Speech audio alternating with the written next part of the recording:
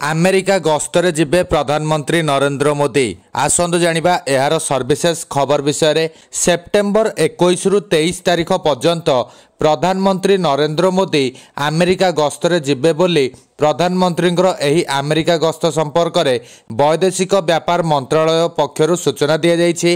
वैदेशिक व्यापार मंत्रालय अनुଯାयी प्रधानमंत्री मोदी सेप्टेम्बर 21 रे अमेरिकार डेलावेयर रो विलमिंगटन रे चतुर्थ क्वाड शिखर सम्मेलन रे जोग देबे। मिलिथिबा सूचना अनुଯାयी प्रधानमंत्री नरेंद्र मोदी सेप्टेम्बर 22 रे न्यूयॉर्क रे भारतीय संप्रदायर लोकों को संबोधित करिवे।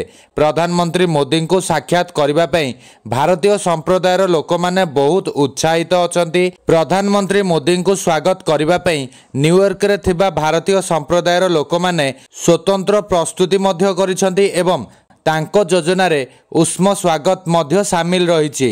सेप्टेम्बर 23 रे प्रधानमंत्री मोदी न्यूयॉर्क रो जातिसंघ साधारण सभा रे समिट ऑफ द फ्यूचर 2024 तथा भविष्यतर शिखर सम्मेलन 2024 को संबोधित करिवे। एही समय रे से अनेक प्रसंग रे निजर मतामत देबार संभावना रही। विश्वास करा जाय जे प्रधानमंत्री मोदी तांको अभिभाषण रे विश्व समेत भारत सम्मुखीन हेउथबा सांप्रतिक आह्वान एवं एहार समाधान विषय रे मध्य उल्लेख करिवे।